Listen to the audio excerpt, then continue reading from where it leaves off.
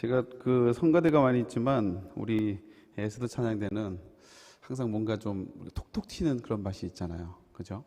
예, 항상 편곡을 하셔서 항상 준비도 열심히 하시고. 근데 오늘은 그렇게 이렇게 편곡하지 않고 순수하게 마치 포카레 스웨트 같은 다라라라라라 아주 순수한 찬양으로 이렇게 또 영광 돌려서 감사합니다. 오늘 말씀을 가지고 아직 이루지 못한 언약이라는 제목으로 함께 은혜를 나누도록 하겠습니다.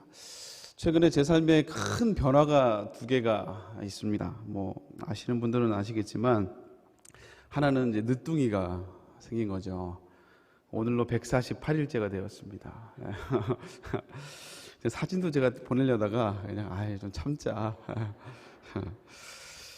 그래서 이거 쑥쑥 크고 있어도 오늘 이제 좀 감기가 걸려서 좀 설사도 하고 뭐 그래서 조금 이제 신경이 쓰이긴 하는데, 그 어떤 성도님이 그 이한이를 안아주려고 왔다가 이렇게 저랑 너무 닮아가지고 목사님을 안는 것 같아서 움찔했다고.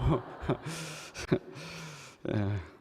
근데 어쨌든 오늘은 뭐 이한이 얘기는 아니고요. 예. 또 하나의 큰 변화가 하나 있습니다. 그게 뭐냐면 제가 이제 사역이 청년부를 사역하다가 이제 교육개발원으로 이제 8월부터 이제 사역이 변경이 되었어요.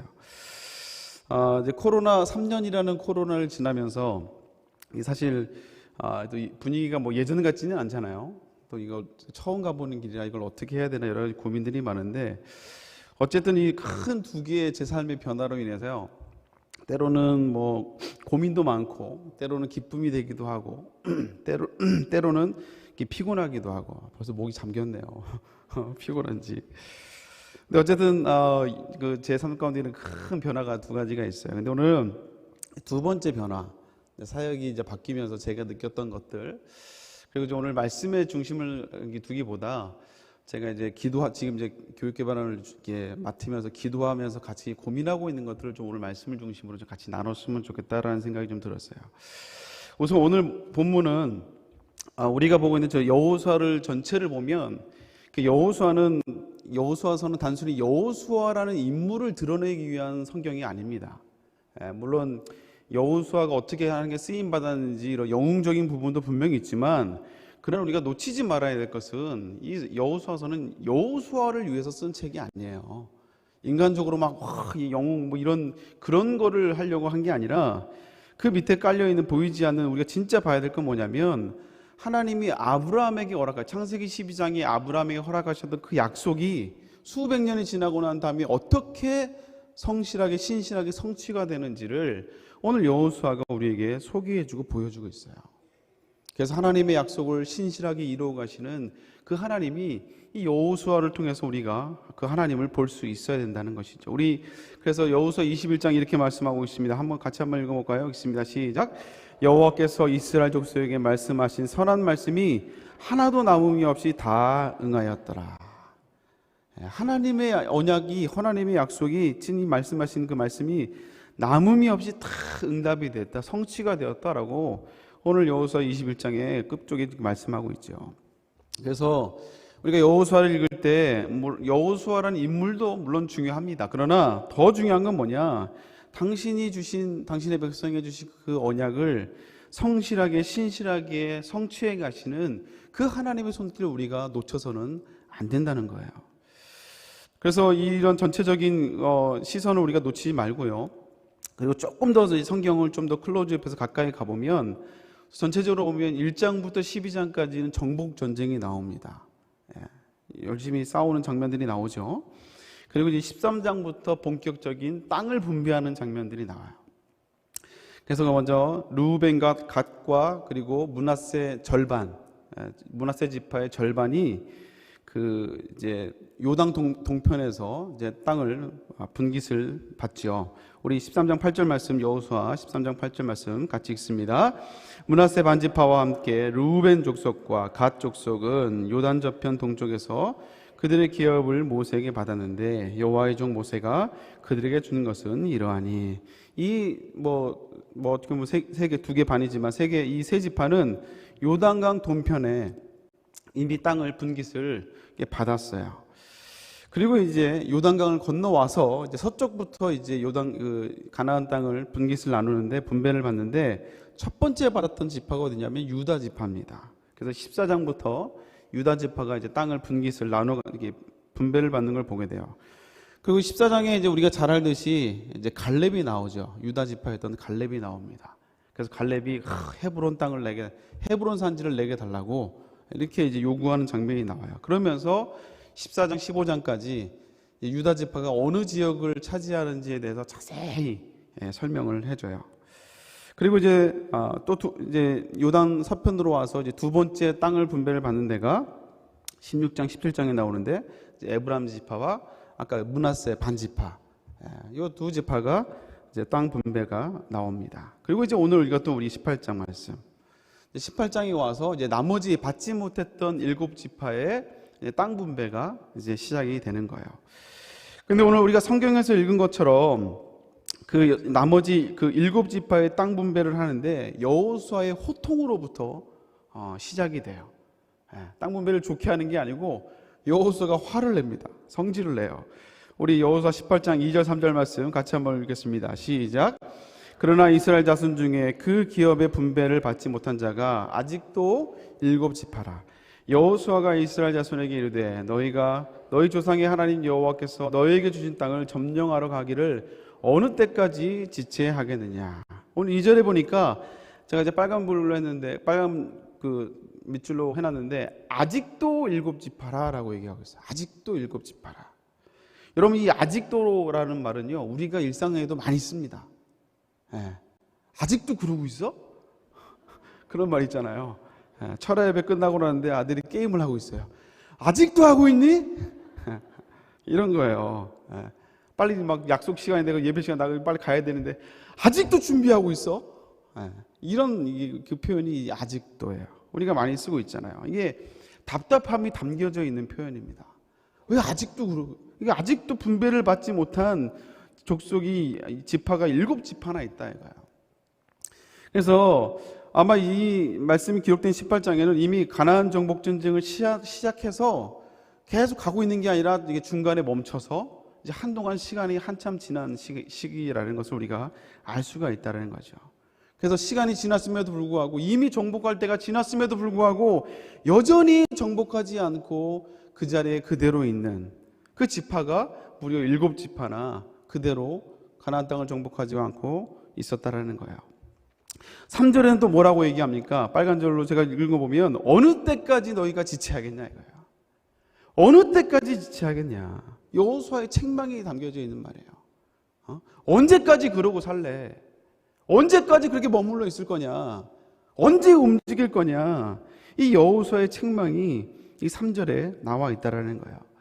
여러분, 우리가 이 가나안 땅을 분배한다는 것은 그냥 분배한다고 그냥 바로 차지하는 게 아니에요. 우리가 잘 알듯이 그 땅을 차지하기 위해서 반드시 그 땅을 차지하고 있는 가나안 7족속과 싸워야 됩니다. 굉장히 호전적이고 그 적과 꿀이 흐르는 땅을 지키기 위해서 외부로부터 침략을 막기 위해서 오랫동안 전투 경험이 많았던, 그래서 7지파가 그 힘의 균형을 이뤄가며 거기를 단단하게 지키고 있었던 그 7족속과 이스라엘 백성들이 싸워야 된다는 거예요. 근데 문제는 뭐냐? 그 땅을 분배받아야 될 7지파는 싸워서 그 땅을 차지하고 싶은 마음이 지금 없는 거예요. 그러니까 지금 싸우지 않고 어느 때까지 지체하겠느냐, 아직도 이러고 있냐, 그런 이 책망을 들을 정도로 지금 이 7지파가 움직이지 않고 있다는 거죠. 왜 그럴까요? 왜 이 7지파는 왜 움직이지 않고 그 자리에 가만히 하나님 언약과 약속을 잊어버린 채 살고 있습니까? 제가 보니까 여러 가지 주석책을 찾아보면 크게 두 가지로 나뉘는 것 같아요. 부류가. 그게 뭐냐면 첫 번째는 그들이 안주하고 있었기 때문인 것 같아요. 안주하고 있었기 때문에. 그래서 하나님이 약속하신 그 가나안 땅을 다 차지하진 않았지만, 근데 이제 지금 차지한 것을 보면은 우리가 살아가는데 그게 크게 문제는 아니에요. 뭐 불편할 수는 있지만 그래도 뭐 그렇게 뭐 불편한 건 아니에요. 그래서 어느 정도 만족하며 살 수 있는 지금 그 위치가 된 거죠. 그래서 이스라엘 백성들은요, 하나님이 주신 언약보다 현실이 주는 평안함이 더 커 보인 거예요. 하나님의 약속도 좋지만, 하나님의 축복도 좋지만, 그러나 좀 이제 편하게 가자, 편하게. 지금까지 광야를 그렇게 돌아다녔고 전쟁을 우리가 한두 번 했냐 이거야. 몇 년을 우리가 전쟁하면서 지금까지 와고 이제야 좀 평안하게 좀 이제 살만한데 뭐 하나님 언약도 언젠간 이루겠지. 그러나 지금은 조금 쉬자 이거야. 쉬자. 좀 편하게 믿자 이거야. 뭐 이렇게 막 강요하고 할 필요가 있냐 이거죠. 우리도 종종 그런 분들이 있죠. 막 문제가 있을 땐 그렇게 막 간절히 기도하다가도 또 하나님이 복을 주시고 은혜를 주시면 그렇게 사명대로 살겠다고 했음에도 불구하고 좀 이제 편하게 좀 믿으려고 적당히. 예전에 제가 성경 공부할 때 그 한 분이 소망이 뭐였냐, 우아하게 신앙생활하는 거였어요. 그 우아하게 신앙생활이 하는 게 뭔지는 모르겠지만 자기는 우아하게 신앙생활하고 싶어서 우리 세대교가 안 맞다고. 새 가족인데 근데 좀 편하게 믿자 이거야. 편하게 좀 이렇게 여행도 좀 가고 한번 주일 예배 주일 성수만 하면 됐지 뭘 이렇게 그리고 전도도 뭐 이렇게 마음이 감동되면 알아서 하고 헌신하고 하는 거지 뭘 그걸 강요하고 막 작정시키고 막 부담되게 막 하냐 이거죠. 그러니까 이게 이렇게 굳이 어렵게 이 전쟁하는 게 이스라엘 백성들에도 부담이 된 거야. 그래서 그냥 평범하게 그냥 현실에 안주하는. 그래서 하나님의 언약보다 현실이 주는 평안함이 훨씬 더 커 보였기 때문에 그래서 그 자리에 지금 안주하고 있는 거예요. 또 두 번째 그 견해는 뭐냐? 제가 보니까 손해보지 않으려고요. 눈치 게임을 하고 있더라고요. 손해 안 보려고 눈치 게임을 하고 있어요. 왜냐하면 여러분 전쟁을 통해서 가나안 땅을 하나씩 차지하고 있지만 내가 차지한 땅을 내가 갖는 게 아니에요. 뒤에 나오면 제비뽑기를 하거든요. 그러니까 이 땅을 내가 싸운다고 해서 좋은 땅이 있을 거 아닙니까? 그 땅은 이제 더 센 전투력이 더 막강한 힘이 센 그런 힘이 강한 가나안 족속이 차지하고 있는 땅이기 때문에 그 땅을 차지하려면 정말 어려운 결단을 해야 되고 정말 목숨을 걸고 싸워야 돼요. 피해도 많을 것이고. 근데 정작 그 땅을 차지했다고 해서 그 땅이 내 땅이 되는 게 아니라는 거예요. 그리고 좀 쉬운 땅을 차지하려면 이제 뭐 쓸모가 없는 땅이죠. 광야라든지 별로 사람들이 살기 이제 힘든 그런 땅이라는 거예요. 그러니까 그런 땅은 가볍게 차지할 수 있지만 별로 내키지가 않고. 그래서 누군가는 좀 움직여줬으면 좋겠는데 나는 이제 손해 보긴 싫고. 그리고 이미 땅을 차지한 지파들은 뭐 자기들은 땅을 차지했으니까 남들 싸우는데 뭐 굳이 그렇게 가고 싶지는 않을 거 아니에요. 그러니까 여러 가지 손해보고 싶지 않아서 제가 보니까 눈치 게임을 하고 있더라고요. 눈치 게임을. 누가 좀 나서주면 좋겠는데 나는 말고 누군가는 했으면 좋겠다. 그래서 지금 현실이 그렇게 크게 힘든 것도 아니고 그냥 어느 정도 차지해서 살만도 하고 그래서 막 여유도 생겨서 그리고 이제 눈치 게임 하다 보니까 결국 움직여지지를 않는 겁니다. 그래서 결국 하나님이 분명히 아브라함에게 줬던 그 언약과 약속, 그리고 모세를 통하여서 또 이 여호수아를 통해서 하나님이 이루실 그 언약이 지금 이루어지지 않고 있고 성취가 되지 않고 지금 멈춰져 있다라는 거예요. 조선일보 김지수라는 기자가 있습니다. 인터스텔라라는 그 칼럼니스트인데 이분이 그 이어령의 마지막 수업이라는 책을 썼어요. 그 이어령 교수가 마지막 이제 암투병을 하면서 죽기 직전에 그분과 이제 오랫동안 계속 인터뷰를 하면서 썼던 이제 내용입니다. 근데 그 서문에 보면 이런 말이 나와 있어요. 어떤 말이 나와 있냐면 어느 가을 깊은 밤 잠에서 깨어난 제자가 울고 있었다. 그 모습을 본 스승이 기이하게 여겨 제자에게 물었다. 무서운 꿈을 꾸었니? 아닙니다. 그럼 슬픈 꿈을 꾸었느냐? 아닙니다.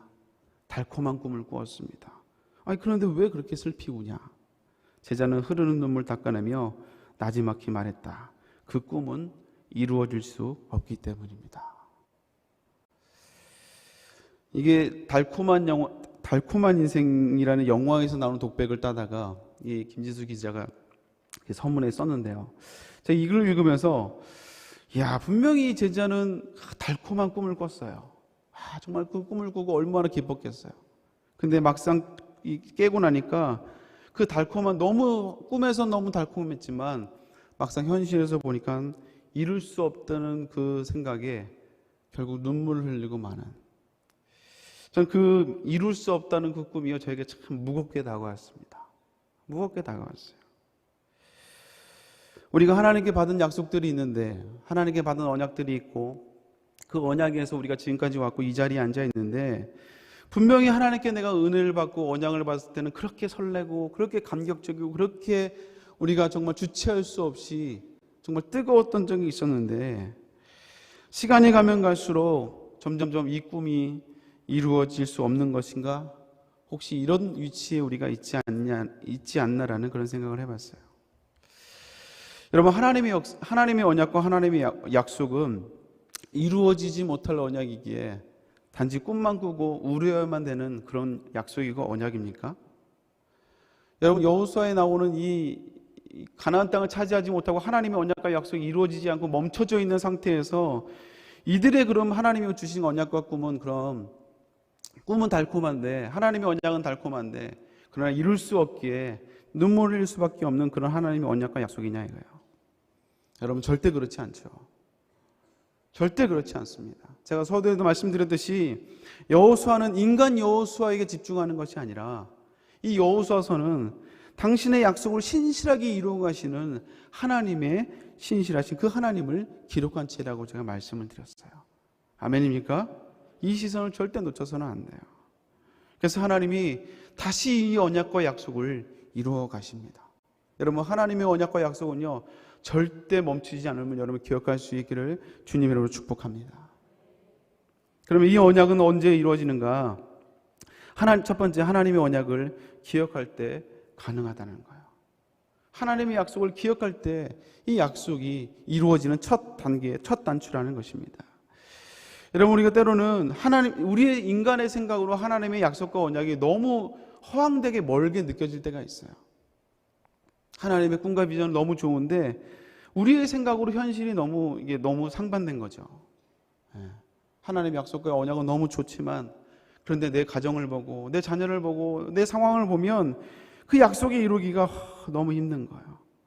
그래서 우리의 현실과 하나님의 약속의 갭이 너무 클 때, 하나님의 약속은 너무 귀하고 좋은데 내 현실을 봤을 때는 막 비빌 언덕이 없는 거예요. 뭐라도 하여간 남편이 막 촉촉촉 잘 나가든지, 사업이 막 잘 풀리든지, 아니면 내 자녀가 막 학교에서 공부를 잘하고 막 상을 받아오고 막 장학금을 받고 막 이렇게 가든지, 막 명문대를 가든지 막 이렇게 해야 되는데 내 현실은 비빌 언덕이 없는 거예요. 그러니까 이제 근심이 되고 걱정이 되죠. 그러면서 하나님의 언약은 너무 찬란하고 위대한데, 그러나 현실이 너무 차이가 크다 보니까 이제 우리의 기도가 점점 작아지기 시작합니다. 그래서 어떻게 하냐면 그냥 현실에서 조금만 더 나아지길 바라는 거예요. 조금만 더 나아졌으면 좋겠다. 그냥 몸이 아프면 그저 그냥 몸이 조금만 더 좋아졌으면 좋겠다. 이 병이 나아졌으면 좋겠다. 바랄 것도 없다. 사람들의 관계가 틀어져서 또 마음이 아프면 그냥 이 마음 아픈 것만 좀 없었으면 좋겠다. 저 사람을 내가 안 봤으면 좋겠다. 그 정도. 그냥 자식은 내가 서울대 바라지도 않아. 그냥 대학이라도 들어갔으면 좋겠다. 대학만이라도 합격했으면 좋겠다. 그리고 막 또 취업날에 대학 들어가도 또 취업이 힘들까. 그냥 아무 데라도 그냥 중소기업이라도 그냥 들어갔으면 좋겠다. 취업이라도 됐으면 좋겠다. 그리고 힘드니까 그냥 우리 형편 조금만 더 나아갔으면 좋겠다. 조금만 더 나아갔으면 좋겠다. 여러분, 우리의 기도가, 하나님의 언약과 약속은 너무나 위대하고 큰데 이 갭이 크다 보니까 점점점 우리의 기도가 작아지고 축소됨을 우리가 볼 수 있다라는 것입니다. 왜요? 내 생각으로는 그게 불가능하다고 생각하기 때문이에요. 하나님의 약속은 너무 좋은데 내 생각으로 내 상황과 현실을 보면 이게 불가능한 거예요. 그러니까 기도할 엄두가 안 나고 그저 기도하면 현실에서 조금만 더 나은, 한 단계만 조금 더 나은, 그저 그냥 그 삶만 기대하며 소망하고 기도하게 된다는 것입니다. 근데 여러분, 하나님의 언약과 약속은 언제 이루어집니까? 우리가 다시 한번 하나님이 나에게 주신 그 언약과 약속을 붙들기 시작할 때, 나에게 주신 그 소망, 내가 가슴이 울렸던 그 하나님의 약속과 언약을 다시 붙들 때 하나님의 언약 성취의 첫 단계가, 첫 계단이, 첫 단추가 시작됨을 여러분 기억할 수 있기를 주님의 이름으로 축복합니다. 그래서 여호수아가 그 많은 사람들이 앉아있고 주저앉는 그 상황 가운데 여호수아는 하나님의 언약과 약속을 기억했던 거예요. 그 약속을 잊지 않고 기억했어요. 그래서 내 생각이 아니라, 내 말이 아니라, 우리의 상황이 아니라, 우리 이스라엘 백성들의 그 지파들의 그 현재의 모습이 현주소가 아니라 하나님의 언약의 근거에서 이스라엘 백성들에게 선포하고 있는 거예요.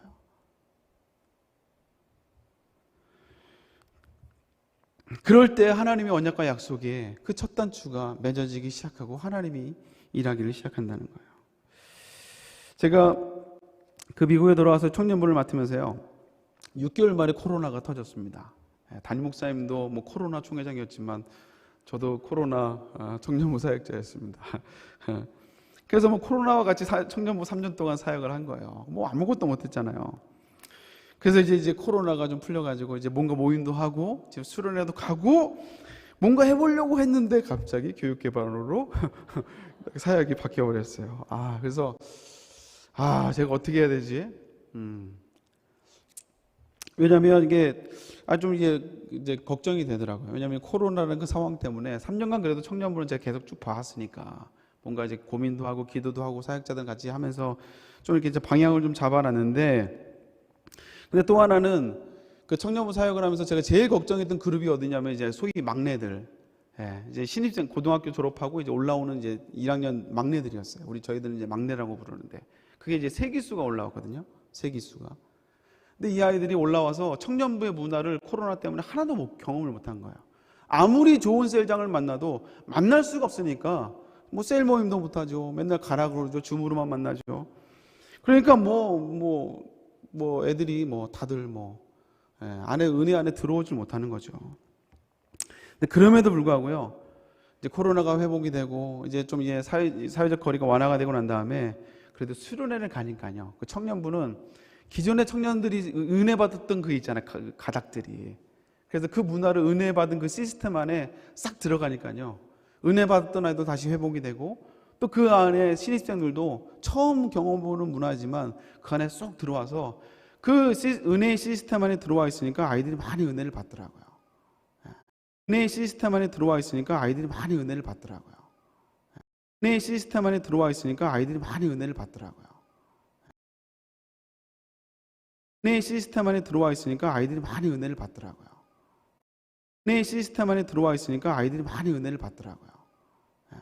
그러니까요, 이제 나중에 생각해보니까 이 주일학교 학생들이 더 걱정인 거예요. 왜냐하면 청년들은 그 은혜의 시스템이 있기 때문에 선배들이 있으니까 쭉 끌어가 주는데, 이제 학생들은 그렇지 않은 거예요. 저희 큰아들이 중학교 1학년 때 왔거든요. 중학교 1학년 때 코로나를 맞았어요. 그리고 코로나가 이제 풀렸지만 이제 중3이 되었습니다. 이제 고등부 올라가요. 그리고 둘째는 2학년 이제 유년부였다가 코로나 기간 동안 초등부를 그냥 건너뛰어 버렸고 소년부가 되어버렸어요. 그러니까 중간에 받아야 될 훈련들을 다 그냥 점프해 버린 거예요. 제가 그걸 보면서 청년부도 제가 걱정이었지만 주일학교도 정말 걱정이다. 진짜 이게 심각하다. 여러분, 제가 이런 생각을 하고 있을 때 제가 교육개발으로 돼버린 거예요. 그래서 저도 근데 어떻게 할지 갈피를 못 잡아서 저도 이제 기도하기 시작한 거죠. 처음 가보는 길이라. 방법이 없죠. 그래서 계속 기도하는데, 기도하다 갑자기 이런 생각이 들었어요.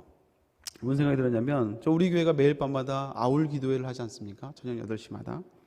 제가 이제 아울 중보단도 계속 섬기고 있는데, 여러분, 아울 중보단의 그 시작은 이제 정금성 권사님으로 시작했죠.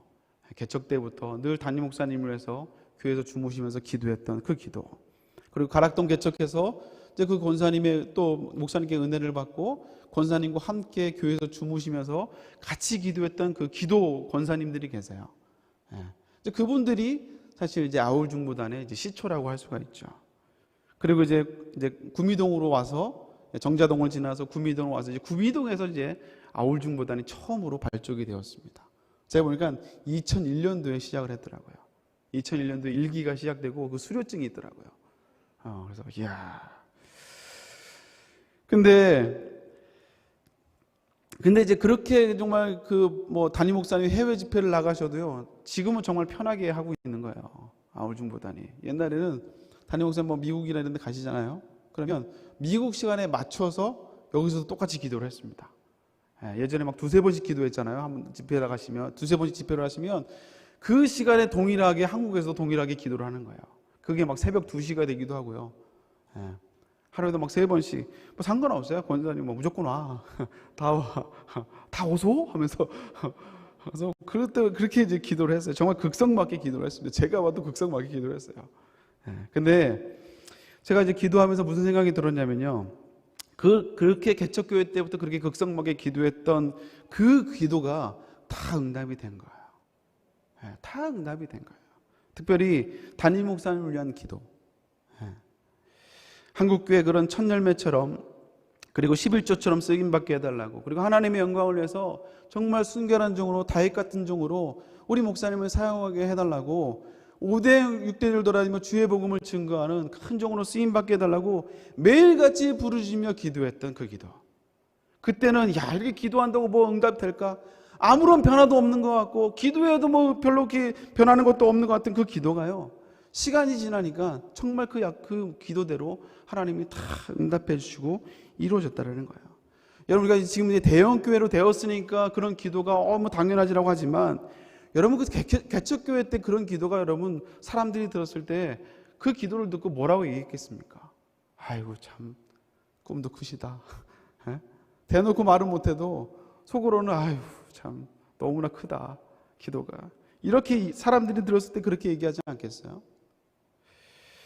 근데 그 눈물의 기도가, 밤낮을 가리지 않고 기도했던 그 기도, 지금도 우리가 저녁 8시마다 아울기도에서 담임 목사님께서 기도하고 있잖아요. 그 간절히 구했던 기도들이 다 응답이 되었더라고요. 아멘? 그러면서 제가 들은 생각이 뭐냐면요, 그런데 아직 이루어지지 않은 기도가 하나가 있더라고요. 다 이루어졌는데 아직 이루어지지 않은 기도.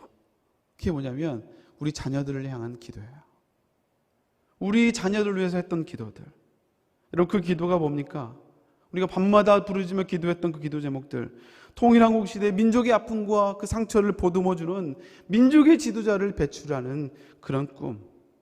담임 목사님이 5대 6대를 돌아다니며 세계를 돌아다니며 주의 복음을 증거할 때 우리의 자녀들이 각계각층에서 선한 영향력을 가지고 함께 복음에 쓰임받는 그런 거룩한 꿈.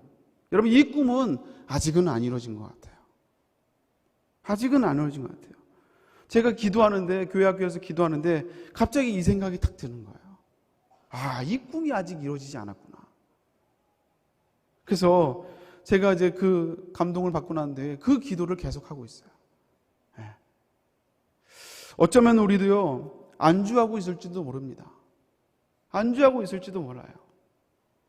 하나님의 언약과 약속보다 현실이 주는 평안함에 그것이 더 달콤해서 하나님의 언약과 약속의 근거에서 소명을 감당하며 사명을 감당하며 사명자의 삶을 살기보다 그냥 늘 했던 거, 해야 되니까, 하라고 하니까, 그냥 늘 했던 거에 익숙해져서 우리가 안주하고 있을 수도 있다라는 거예요.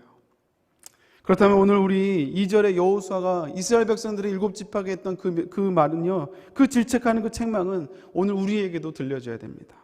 아직도 그러고 있는 거야. 언제까지 지체하고 있을 거냐 이거. 하나님의 약속은 분명히 있는데 이 약속을 이루기 위해서 언제까지 움직이지 않고 지체하고 있을 거냐. 여러분, 이 책망이 저와 여러분 귓가에 들려줄 수 있기를 주님의 이름으로 축복합니다. 이게 복이에요. 어쩌면 우리가 현실의 눈치를 보고 손해보지 않으려고 그렇게 할 수도 있어요. 누군가는 하겠지. 난 뒤에서 그만 따라만 가야지. 여러분, 그렇게 눈치 보고 손해보지 않으려고 할 수도 있다라는 거예요. 뭐 자녀에 대한 꿈과 비전을 얘기하면 이미 우리 자녀는 다 컸어요. 시집장가 다 보내서 기도할 제목이 없네요. 아니면 너무나 하나님의 약속과 꿈이 너무나 현실과 차이가 커서 어쩌면 기도할 엄두가 안 날 수도 있어요. 엄두가 안 날 수 있어요. 그러나 여러분, 잊지 마십시오. 우리가 이번 여름 수련 때 배웠잖아요. 하나님의 때는 누구도 몰라요. 와우, 힘내 하나님. 아멘입니까? 여러분, 그 하나님을 우리가 배웠잖아요. 그렇다면 우리가 다시 한번 하나님의 언약과 약속을 붙들고, 내 현실은, 내 상황은 하나님의 약속과 언약을 이루기에 때로는 말하기에도 부끄러울 수 있지만, 그러나 그 하나님의 언약과 약속을 붙들고 있다면, 그러나 그 약속을 붙들고 우리가 눈물로 기도해야 될 줄로 믿습니다. 그 약속을 붙들고 우리가 눈물로 기도하며 사명을 감당해야 될 줄로 믿습니다. 여러분, 우리 때만이 아니에요. 우리 때만, 하나님의 약속과 언약은 우리 때만 이루어지는 게 아닙니다. 저와 여러분의 자녀, 내 때가 아니면, 내 당대가 아니면 내 자녀들을 통해서, 아니면 그 후손을 통해서 믿음의 명문감을 이루게 하는 거예요. 제가 오늘 말씀을 준비하면서 최근에 읽었던 책이 뭐냐면 구대에 이르는 하나님의 은혜라는 책입니다. 구대에 이르는 하나님의 은혜. 중국 선교사였던 허드슨 테일러의 손자인 제임스 허드슨 테일러 3세가 지은 책이에요. 허드슨 테일러부터 뿌렸던 그 헌신과 축복이 9대째 하나님의 은혜가 어떻게 우리 가정 가운데 흘러갔는지를 쓴 책이 바로 그 책이에요. 여러분 당대에만 하나님의 언약과 약속이 이루어지는 것이 아니라 여러분의 자녀를 통하여, 여러분의 손주세를 통하여, 여러분의 가문을 통하여 하나님의 언약과 약속이 이루어가는 간증의 주인공 될 수 있기를 주님의 이름으로 축복합니다. 여러분, 이 하나님의 언약과 약속을, 특별히 우리 세대에 주신 그 언약과 약속을 붙들어야 될 줄로 믿습니다. 그래서 우리 공동체 허락하신 그 특별히 자녀를 향한 이 아직 이루어지지 않은 이 언약을 우리가 기억해야 돼요. 그걸 위해서 우리가 희생하고 또 헌신하며 싸워야 된다는 거예요. 달콤한 꿈을 꾸었는데 이루지 못할 꿈이라 울면은 안 된다는 거예요. 또한 두 번째로 하나님의 언약을 위해서 어떻게 하고 있습니까? 축복의 그림을 그리는 걸 보아야 돼요. 우리 여호수아 18장 4절 말씀 같이 읽겠습니다. 시작. 너희는 각 지파에 세 사람씩 선정하라. 그들의 기업을 따라 그 땅을 그려가지고 내게로 돌아올 것이라. 여호수아는 현실에 안주하고 눈치만 보고 있는 7지파에게 구체적인 명령을 합니다. 그래서 지파별로 각 세 사람씩 나와, 그래서 각 땅을 뿌려서 각 땅을 그림으로 직접 그리오라고 이렇게 명령을 해요. 그래서 물론 이제 그 땅이 자기 땅이 되는 건 아니에요. 이제 와서 제비뽑기를 다시 합니다. 근데 어쨌든 말만 하고 하나님의 언약만 선포하는 게 아니라 그 언약을 위해서 구체적인 행동을 하는데 그게 뭐냐면 축복의 그림을 그리게 하는 거예요. 가서 직접 눈으로 보고 그림으로 그리오게 하고 있다는 것이죠. 여러분, 그림을 그린다는 것은 다시 한번 하나님의 언약과 약속을 기억하고, 그리고 그것을 다시 한번 기억하며 기도하고 다시 한번 소망 가운데 꿈을 꾸라는 말과 똑같아요. 저는 우리 모두에게 저는 이걸 해낼 수 있는 능력이, 특별히 자녀에 관한 이런 능력은 다 가지고 있다고 저는 생각이 돼요. 특히 한국 사람이라면 다 가지고 있습니다. 자녀 교육에 대한 열정은 타의 추종 어느 민족도 우리를 따라올 수가 없죠. 제가 즐겨보는 유튜브 가운데 사피엔스 스튜디오라는 그 유튜브가 있어요. 여러 가지 뭐 시사적인 거랑 또 역사적인 것들 많이 해줘서 유익한 채널인데, 강남의 탄생이라는 그런 채널이, 그 유튜브가 있더라고요. 영상이. 그게 뭐냐면 이제 강남, 지금 이제 우리 서울에 있는 강남이 어떻게 세워졌는지를 이제 소개해 주는 건데요. 예전에 한강 이남은 사실 서울이 아니었다고 해요. 서울이 아니고 서울 이제 한강 이북만, 위쪽만 서울이었다고 합니다. 그래서 한강 이남에 왼쪽은 시흥, 그리고 오른쪽은 경기도 광주. 다 불모지였다고. 뽕나무 밭이고 불모지였대요. 이때 땅을 사놨어야 되는데 우리 할아버지는 뭐 했나 몰라요. 근데 점점 이 서울 인구가 점점 늘어나니까 결국 이제 한강 이남을 이제 서울로 이제 편입을 시킵니다. 근데 이제 문제는 뭐냐? 이제 강북에 있는 사람들이 내려오질 않는 거죠. 왜냐하면 강북에 모든 게 다 있거든요. 뭐 교통도, 뭐 기차도 거기 다 있죠. 백화점도 거기 다 있죠. 뭐 학교도 좋은 게 다 있죠. 내려오질 않는 거예요. 왜냐하면 강남 이하는 뭐 서울로 생각을 안 했으니까. 그래서 이제 강남으로 어떻게 이주를 시킬 것인가 해서 몇 가지 이제 그 변곡점들이 있어요. 근데 뭐 여러 가지가 있는데, 뭐 이제 뭐 안보의 문제, 그래서 뭐 무장공비도 내려오고 여러 가지 약간 그 안보의 문제 때문에 뭐 미사일이 오면 뭐 강북엔 떨어지는데 강남은 하여간 이런 안보의 문제 있음에도 불구하고 움직이질 않아요.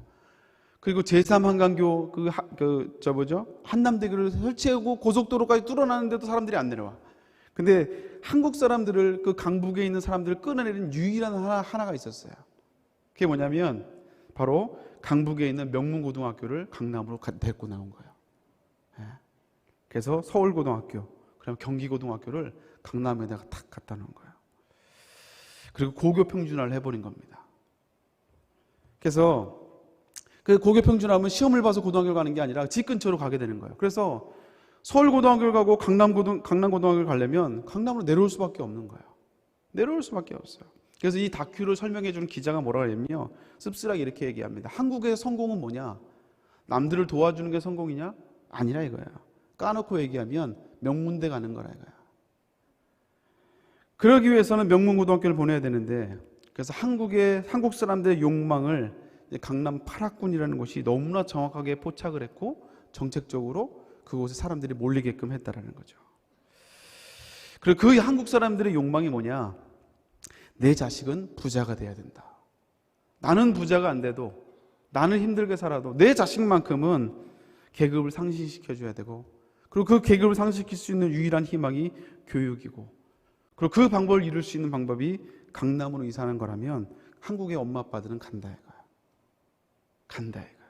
그게 강남이 탄생한 결정적인 계기였다는 겁니다. 그리고 거기 나와 있는 뭐 역사학자, 또 인지심리학자, 또 그리고 그 기자들, 이 사람들 얘기하는 게 결국 그 한국 사람들의 그 자녀를 향한 내 자녀만큼 부자로 살게 해야겠다는, 신분을 상승시키겠다는 그 욕망으로 말미암아 강남의 8학군이 세워졌다고 이렇게 얘기를 해요. 제가 그 강남의 8학군을 제가 뭐 욕하거나 제 강남의 욕망을 얘기하고 싶은 게 아니에요. 뭘 얘기하고 싶냐면 그만큼 한국 사람들은 자녀 교육 하나만큼은 타의 추종을 불허한다는 거예요. 내가 못 먹어도 자녀 교육 하나만큼은 모든 걸 다 투자합니다. 오죽하면 아이를 좋은 대학 보내기 위해서는 3가지 조건이 필요하다고 하잖아요. 첫 번째는 엄마의 정보력, 두 번째는 할아버지의 재력, 그 세 번째는 아빠의 무관심. 그럴 때 아이들이 좋은 대학을 간다고 합니다. 참고하십시오. 근데 그렇다고 우리가 좋은 대학을 보내지 말라는 의미가 아니에요. 제가 이 말을 하는 이유가 뭐냐면, 좋은 대학 보내야죠. 그러나 우리는 목적이 다른 거예요. 목적이 달라요. 여러분 선교를 가보면 참 이게 재밌는 게요. 선교지에 도착하잖아요. 똑같이 비행기를 타고 딱 가는데 똑같은 돈을 내고 가는데 왼쪽으로 가면 선교지예요. 근데 오른쪽으로 가면 관광지입니다. 휴양지예요. 똑같은 돈을 내고 똑같은 목적지에 도착했는데 왼쪽으로 가면 선교지, 오른쪽으로 가면 관광지. 저는 교육도 마찬가지로 우리가 자녀에 대한 그 욕망들, 자녀를 잘 키우고 싶은 그 욕망들은 저는 한국 사람들이라면 다 갖고 있다고 생각해요. 그게 잘못됐다는 게 아닙니다. 그러나 단순히 내 자녀를 부자로 만들겠다가 이것이 우리의 목표가 되어서는 안 된다는 거예요. 우리 교회가 기도하고 있는 것처럼 정말 단순히 신분 상승 목적으로 우리가 자녀를 향한 축복의 그림을 그리는 것이 아니라, 우리가 그려야 되는 축복의 그림은 뭐예요? 우리 아이들이 하나님을 인격적으로 만나고 하나님의 언약과 약속 안에서 하나님의 나라와 영광을 위해서 쓰임 받는 것. 여러분, 이것이 우리의 기도고 우리의 축복의 그림이어야 될 줄로 믿습니다. 여러분, 우리가 이 하나님의 언약과 약속을 받고 있음에도 불구하고 내가 하나님의 언약과 약속을 내가 놔버리잖아요. 그걸 내가 붙잡지 않고 축복의 그림을 그리는 걸 멈춰버리잖아요. 그러면 하나님의 언약과 약속이 선포되도요, 그 언약과 약속을 웃어버립니다. 그냥 웃어버려요. 대표적인 게 사라 아닌가요? 우리 창세기 18장 말씀 같이 한번 읽어보겠습니다. 시작. 그가 이르되 내년 이맘때에 내가 반드시 내게 오르니 내 아내 사라에게 아들이 있으리라 하시니 사라가 그 장막 뒤의 문에서 들었더라. 12절 말씀. 사라가 속으로 웃고 이르되 내가 노쇠하였고 내 주인도 늙었으니 내게 무슨 즐거움이 있으랴. 하나님의 사자가 와서 내년 이맘때에 하나님이 약속하신 그 자녀를 내가 주겠다라고 약속했는데, 사라는 그 얘기를 듣고 뭐라고 해요? 웃었어요. 웃었다고요. 내가 이미 늙었다 이거야. 아이를 낳을 수 없다 이거야. 이미 아브라함 남편도 이미 늙었기에 불가능하다 이거야. 그래서 하나님이 약속했지만 웃어버렸어요. 비웃었어요. 여러분, 우리 하나님의 약속과 언약이 있지만요, 내가 축복의 그림 그리는 것을 멈춰버리잖아요. 왜냐하면 그 약속과 언약은 여러분에게 주신 거니까요. 여러분이 자녀에게 준 게 아니잖아요. 그 언약을 붙들고 있는 우리가 그 언약을 붙들고 축복의 그림을 그리는 걸 멈춰버리면 그 언약이 선포될 때 우리가 웃어버린다고요. 웃어버려요. 그리고 그 꿈을 잃어버리잖아요. 그럼 다른 사람들의 꿈도 짓밟아버립니다. 부모가 꿈을 잃어버리면 자녀를 향한 꿈도 짓밟아 버려요. 우리 창세기 37장 19절 말씀 같이 한번 20절 말씀 읽겠습니다. 시작. 서로 이르되 꿈꾸는 자가 오는도다. 자, 그를 죽여 한 구덩이에 던지고 우리가 말하기를 악한 짐승이 그를 잡아 먹었다 하자. 그의 꿈이 어떻게 되는지 우리가 볼 것이니라 하는 자. 꿈이 없으니까 꿈꾸는 사람도 마저 죽여버리잖아요. 그 꿈이 어떻게 이루어지나 한번 보자 이거예요.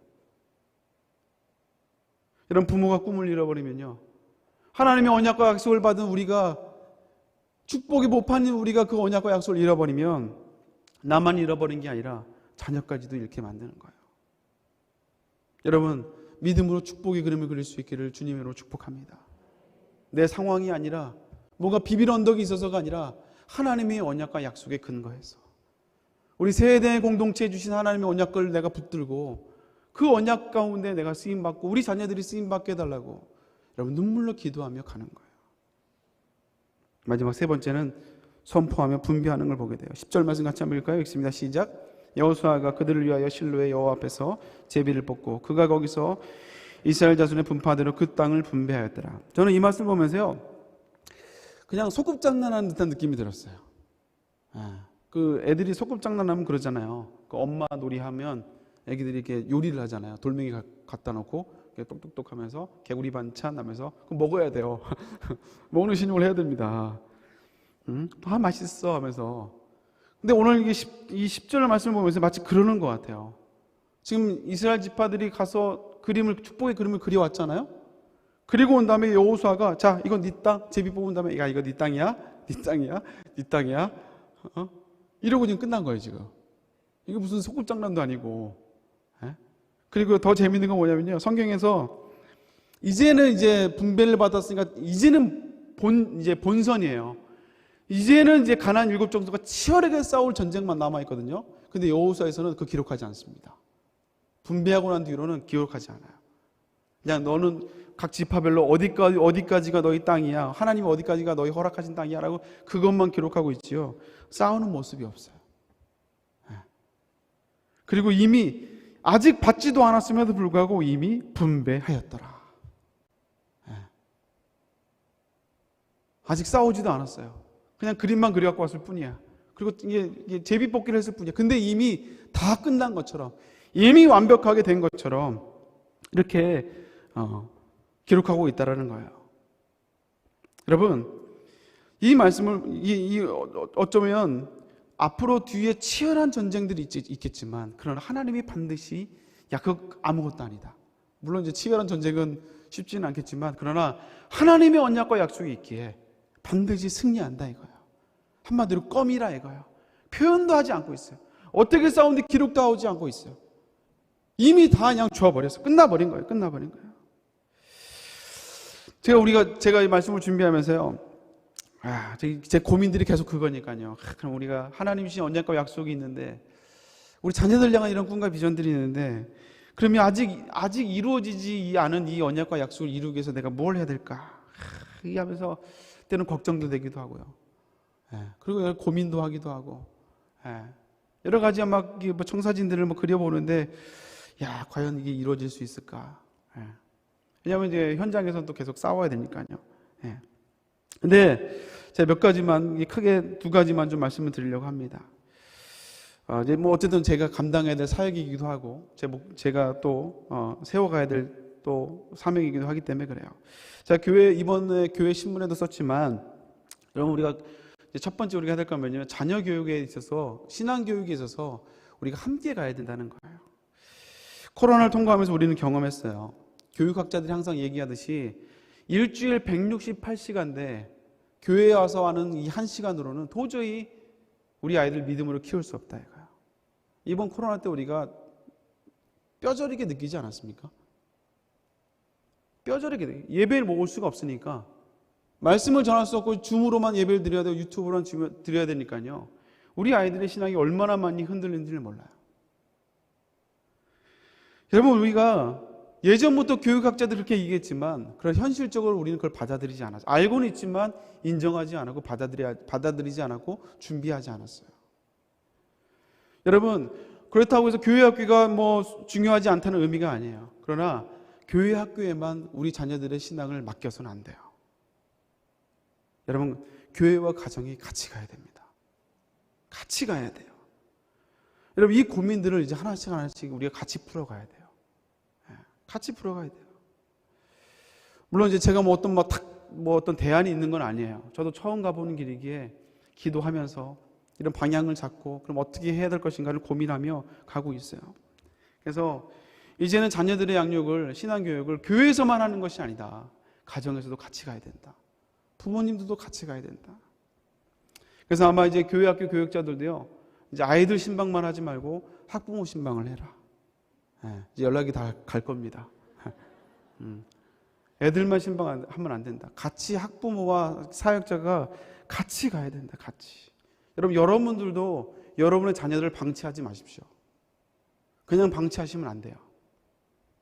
영적으로 절대 방치하면 안 됩니다. 학교 가서 숙제 하나 안 하면 그렇게 막 안달을 내면서 여러분의 자녀들의 신앙 문제를 가만히 둬서는 안 돼요. 맡겨서는 안 돼요. 알아서 해주세요 하면 안 돼요. 여러분, 168시간인데 1시간, 이게 게임이 안 되잖아요. 그래서 여러분의 자녀들을 맡고 있는 사역자들에게 전화해야 됩니다. 이번 주 어떤 말씀이었는지, 우리 아이의 영적 상태는 어떤지, 여러분의 자녀들을 맡고 있는 교사들에게 연락을 해야 돼요. 우리 아이가 예배를 잘 드리고 있는지, 내가 뭘 도와드리면 되는지, 어떻게 하면 우리 자녀를 믿음으로 잘 세울 수 있을지. 여러분, 자녀들을 믿음으로 양육하는 건 절대 쉬운 문제가 아닙니다. 우리가 코로나를 지나면서 여러분, 세상 문화가 엄청 앞서가고 있어요. 우리가 따라갈 수가 없습니다. 지금 점점점 아이들은 자극적인 것에 노출되어 있고, 복음은 시큰둥하게 여겨져 있고. 여러분, 이 상황 가운데 우리가 이 교회에 1시간으로만 맡겨서는 안 돼요. 부모님들도 절대 아이들을 영적으로 방치해서는 안 됩니다. 어떻게든 영적인 도움을 받아야 되고, 같이 사역자와 교회와 교회학교 교사들과 부모들이 같이 네트워크에서 어떻게 우리 자녀를 믿음으로 세워갈지를 고민하고 같이 가야 된다는 거예요. 아멘입니까? 여러분, 이루어지지 않는 꿈을 꾸는 게 아니라 그 꿈이 이루어지기 위해서는 하나님 우리 교회에 또 프라미스 컴플렉스를, 이 성전을 지을 때 하나님이 주셨던 그 약속과 언약을 우리가 이루어가기 위해서는요, 치열하게 고민하고 치열하게 싸움을 싸워가야 돼요. 아멘입니까? 해야 돼요. 그래서 그렇게 가려고 합니다. 좀 도와주셔야 돼요. 부모님들이 관심이 없으면 안 돼요. 절대 안 됩니다. 두 번째는 뭐 구체적인 건데, 아직은 이루어지지 않았지만 간단하게 말씀드리면, 이제 우리 교회 학교에 정말 이렇게 자랑인 토요 학교를 좀 더 강화시키려고 새롭게 서비스하려고 해요. 여러분, 우리가 잘 알고 있는 주일 학교의 비전 스쿨과 그리고 리더십 스쿨 비롯한 이 토요 학교는요, 담임 목사님이 2005년도에 기억하십니까? 쇠마 축복 시리즈 말씀을 18번을 증거하셨어요. 1년에 반을 증거하셨습니다. 그래서 우리의 자녀들을 이렇게 키워야 된다고 하면서 쇠마 축복 시리즈의 말씀을 18번의 설교를 통해서 선포하셨고, 그 말씀에 근거해서 우리가 이 프라미스 컴플렉스를 꿈을 꿨어요. 그리고 이 성전을 지었습니다. 그리고 그 목사님의 말씀에 그거에 근거해서 그래서 만들어지고 세워진 게 비전 스쿨이고 그리고 리더십 스쿨이에요. 말씀 교육도 하지만, 그러나 세상 교육을 따라가고 문화 교육을 따라가는 것이 아니라 우리 아이들에게 가치관 교육을 하고, 수평 교육이 아니라 변하지 않는 수직 교육을 하는, 성품을 가르치고 말씀을 가르치고 아이들에게 신앙을 가르치고 가치관을 가르치는 이 비전 스쿨과 리더십 스쿨을 이 목사님의 그 메시지에 근거해서 하나님의 우리 세대께 허락하신 이 프라미스 컴플렉스에 허락하신 그 약속과 근거해서 이 비전 스쿨과 리더십 스쿨이 세워졌다는 거예요. 제가 보니까 이게 갑자기 무슨 설명회 같은 느낌이 드는데 그런 거 아닙니다. 주여. 그래서요, 이 비전 스쿨과 리더십 스쿨은요, 또 투마로우 스쿨들, 우리 자녀를 위한 프로그램들은요, 정말 프라미스 컴플렉스의 꿈과 언약을 꿈꾸며 헌신하고 충성하는 성도들의 자녀를 위해서 교회에서 준비한 서비스예요. 그래서 이거를 다시 한번 재정비하고요, 정말 이거를 잘 이렇게 세팅을 해서 리빌딩을 해서 정말 우리 성도들에게, 정말 교회 헌신하고 충성하는 성도들의 자녀들을 정말 교회 안에서 믿음으로 잘 키워가는 하나의 통로가 되는 이런 이제 기대감과 기도를 하며 준비하고 있어요. 사랑하는 성도 여러분, 말씀을 좀 마무리하려고 합니다. 다시 한번 말씀드리면 이 토요학교도 여러분들이 막 재촉해야 돼요. 예전에 했던 거 왜 안 합니까? 우리 자녀를 위해서 해주라고. 그걸 요구하셔야 돼요. 아멘? 같이 가야 돼, 같이. 여러분, 아프리카 속담에 이런 말이 있어요. 한 아이를 키우기 위해서는 온 마을이 필요하다는 속담이 있습니다. 한 아이를 믿음의 사람으로 키우기 위해서는요, 몇 사람의 관심만 갖고 되지 않아요. 온 교회가 그 아이를 위해서 집중해야 되고, 온 교회의 관심과 온 교회의 희생과 헌신과 기도와 관심이 필요한 줄로 믿습니다. 부족하지만 저와 또 우리 교회학교 사역자들이 이제 이런 사역들을 감당하려고 해요. 달콤한 꿈이었는데 이루지 못해서 슬퍼하는 그런 꿈이 아니라 반드시 오늘 하나님이 이스라엘 백성들을 통해서 여호수아를 통해서 다시 한번 하나님의 약속을 성취해 가신 그 신실하신 하나님을 여호수아를 통해서 우리가 볼 수 있듯이 하나님 우리 교회와 또 여러분의 가정에 주신 그 약속과 언약들을 하나씩 구체적으로 성취해 갈 수 있도록 열심히 섬기도록 하겠습니다. 여러분, 이 일에 같이 동역하며 함께 믿음으로 나갈 수 있는 저와 여러분 될 수 있기를 주님의 이름으로 축복합니다. 우리 같이 한번 찬양하며 나가도록 하겠습니다. 주여 지난 밤 내 꿈에 함께 1절만 찬양하며 나갑니다. 주여 지난 밤 내 꿈에 배었으니 그 꿈 이루어 주옵소서. 밤과 아침에 계시로 보여주사 항상 은혜를 주옵소서. 나의 놀라운 꿈 정녕 남이 있기를 장차 그 은혜 받을 표니. 나의 놀라운 꿈 정녕 이루어져 주님 얼굴을 배우리라. 우리 함께 다시 한번 기도하며 나가도록 하겠습니다. 여러분들은 어떤 기대감을 갖고 소망을 갖고 있습니까? 그게 단순히 지금 내 삶에서 조금 더 나아지는 삶을 바라고 있습니까? 여러분, 하나님 주신 언약과 약속은 겨우 그런 수준이 아니에요. 여러분, 하나님이 여러분을 부르셨을 때 그 약속과 언약들, 또 우리 세해대 내 수많은 교회가 있지만 저 여러분들 우리 세해대 내 시내가에 심겨주셨을 때 단순히 그냥 수많은 교회 가운데 하나가 아니라 여러분들은 세해대 내 언약 안에 심겨진 줄로 믿습니다. 하나님 아버지, 세해대 내 언약과 약속을 다시 한번 붙들게 하여 주옵소서. 현실에 안주하지 않게 하여 주옵시고, 좀 아버지 편해졌다고 사명을 아버지 편하게 여기고 좀 아버지 우리가 여유 안주하는 것이 아니라 다시 한번 이루어지지 않은 하나님의 언약과 약속을 바라보며 우리가 눈물로 기도하며 아버지 하나님의 언약과 약속을 성취하는 우리 모두가 되게 하여 주옵소서. 비전의 사람이 되게 하여 주옵소서. 꿈의 사람이 되게 하여 주옵소서. 하나님의 언약을 붙들며 축복의 그림을 그리게 하여 주옵시고 믿음으로 성취해가는 우리 모두가 될 수 있도록, 그래서 앞으로 10년 뒤에 20년 뒤에 30년 뒤에 하나님이 나의 기도를 통하여 우리 가정을 어떻게 축복하셨는지, 우리의 자녀들이 어떻게 하나님 앞에 쓰임받는지를 간증하는 우리 모두가 될 수 있도록 하나님 함께하여 주옵소서. 오늘 말씀을 기억하며 함께 기도합니다. 하나님 아버지, 이 시간 다시 한번 잃어버린 꿈을 다시 한번 회복하길 원합니다. 아직 이루어지지 않은 꿈, 아직 이루어지지 않은 하나님의 언약과 약속들, 아버지 현실에 안주하며 아버지 적당하게 아버지 있는 것이 아니라 하나님의 언약과 약속을 붙들며 아직 아버지 이루어지지 않는 꿈과 비전을 붙들고 눈물로 기도하며 나간 우리 성도들 되게 하여 주옵소서. 아버지, 그래서 더 아버지 현실과 하나님이 언약이 멀수록 더 눈물로 기도하게 하여 주옵시고, 남들과 비교하며 원망하며 불평하는 것이 아니라, 절망하는 것이 아니라, 낙심하는 것이 아니라, 그럴 때일수록 더 눈물로 기도하며 하나님의 언약을 붙들고 아버지 언약을 붙들며 아버지 더 기도하신 우리가 되게 하여 주옵소서. 부르짖으며 기도하게 하여 주옵소서. 언약을 붙들며 다시 꿈을 꾸게 하여 주옵소서. 지금은 아버지 현실과 너무나 먼다 할지라도 지금은 하나님이 언약을 이루기에 내 가정과 내 형편이 아버지 너무 멀다 할지라도 그러나 하나님의 언약과 약속을 붙들고 있기에 그 약속과 언약을 우리에게 주셨기에 그 약속과 언약을 붙든 우리가 눈물로 기도하며 나아가게 하여 주옵소서.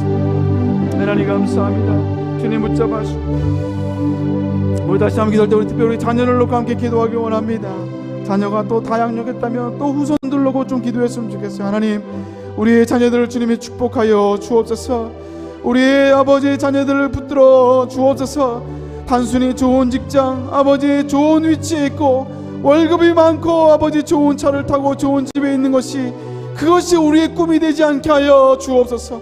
편안한 삶을 사는 것이 우리의 꿈이 아니라 아버지 우리의 자녀들이 아버지 담임 목사님과 함께 5대 양육대를 돌아다니며 하나님의 복음을 증거할 때 우리의 자녀들도 함께 쓰임받으며 복음을 위하여 헌신하는 정말 믿음의 가문 아버지 축복의 가문 명문가문을 이루는 우리의 자녀들 손주들 될 수 있도록 우리의 가문이 될 수 있도록 주여 아버지 축복하여 주옵소서. 우리의 자녀들을 사용하여 주옵소서. 세대는 언약의 주인공이 되게 하여 주옵소서. 우리 다시 우리 가정과 우리의 자녀를 놓고 함께 기도합니다. 하나님 아버지 감사합니다. 우리의 자녀들을 붙잡아 주옵소서. 세상의 유혹이 아버지 세상의 아버지 파도가 아버지 너무나 거셉니다. 스네미처럼 아버지 밀려오는 가운데 아버지 쓸려가기 쉬운 이때 아버지 우리가 눈물로 기도합니다. 주여 아버지 하나님의 언약과 약속과 우리의 현실이 너무 멀수록 더 눈물로 기도하게 하여 주옵소서. 내가 더 하나님의 언약과 약속을 붙들고 있는지 다시 한번 돌아보게 하여 주옵소서. 혹시나 내가 안주하고 있는지 지금의 삶에서 조금만 더 나은 삶을 아버지 바라보며 안주하고 있진 않은지 다시 한번 바라보게 하여 주옵소서. 기도하게 하여 주옵소서. 아버지 꿈을 꾸는 우리가 되게 하여 주옵소서. 눈물로 씨를 뿌리게 하여 주옵소서. 하나님의 약속을 붙들고 기도하게 하여 주옵소서. 믿음으로 나아가게 하여 주옵소서. 하나님 감사합니다. 하나님 감사합니다. 아버지 우리 세대 아버지 우리 자녀들을 축복하여 주옵소서. 아직 이루어지지 않은 꿈들이 아직 이루어지지 않은 언약들이 있습니다. 아버지 꿈들을 이루어질 수 없어서 슬퍼 울지 않게 하여 주옵시고 그 하나님의 언약과 약속들이 반드시 우리의 가정과 자녀를 통하여 또 우리의 후대를 통하여 이루어가게 하여 주옵소서. 꿈을 꾸게 하여 주옵소서. 아버지 그래서 그 언약과 약속을 알고 있는 우리가 눈물로 기도하게 하여 주옵시고 현실에 안주하지 않게 하여 주옵시고 현실과 아버지 하나님의 언약이 너무나 멀 때 아버지 그럴 때일수록 좌절하는 것이 아니라 더 눈물로 기도하게 하여 주옵시고 더 눈물로 부르짖게 하여 주옵시고 더 엎드려 약속을 붙들고 기도하는 아버지 우리 성도를 낼 수 있도록 그래서 믿음의 가문 영광의 가문 축복의 가문 이루는 간증의 주인공도 다 될 수 있도록 주여 인도하여 주옵소서. 감사드리며 예수님의 이름으로 기도 올려옵나이다. 아멘. 감사합니다. 광고하겠습니다. 그래서 1차 예배 총동원 주일 돌아온 주일에 있습니다. 여러분 최선을 다해서 우선 나오지 않았던 성도들 또 이렇게 독려해서 기도함으로 같이 예배 가운데 예배했으면 참 좋겠습니다. 그리고 이번 주 토요일 날 오후 5시에 사명자 기도회가 이 본당에서 있고요. 기억하시고 사명자들은 꼭 참석해서 함께 기도해 주길 바랍니다. 그럼 미디어 담당자 교육이 오늘 1시에 401호에서 있습니다. 해당되시는 분들은 꼭 참석 바라고요. 그리고 광고했듯이 제1회 플라워 아트 관람회 담임 목사님 시를 주제로 한 꽃 시를 만나다 1층 카페에서 토요일 날 2시부터 있습니다. 오셔서 함께 관람해 주시면 감사하겠습니다. 그리고 소천 소식입니다.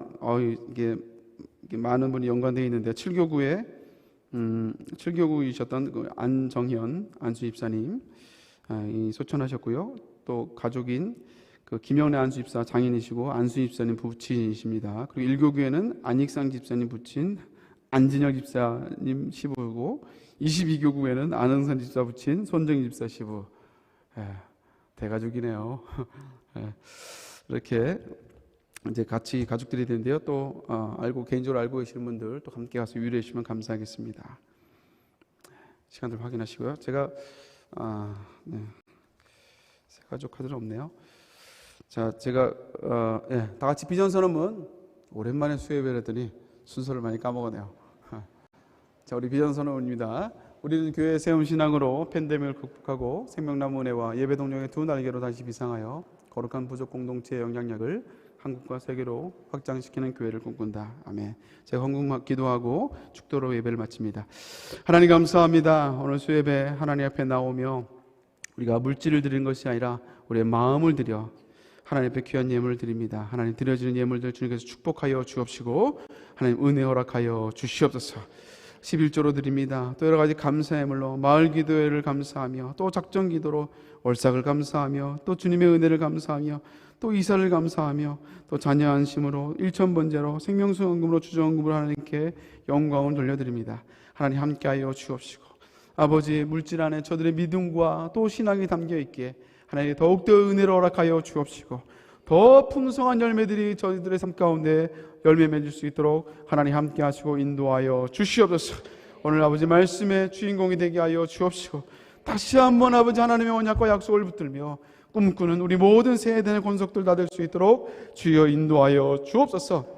지금은 우리 주 예수 그리스도의 은혜와 하나님의 무한하신 사랑하심과 성령님의 감화 교통하심의 역사가 이 시간 다시 한번 하나님의 언약을 붙들고 꿈을 꾸며 축복의 그림을 그리며 나아가길 소망하는 우리 모든 성도들의 삶 위에 저들의 가정과 저들의 남편과 특별히 우리의 자녀들 머리 위에 지금부터 영원까지 함께 계실지어다. 아멘. 우리는 생명나무로 축복을 받겠습니다.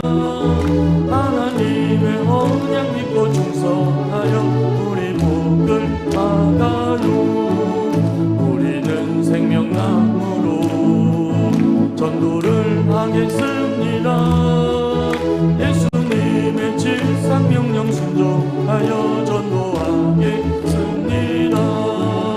우리는 생명나무로 지경을 넓히렵니다.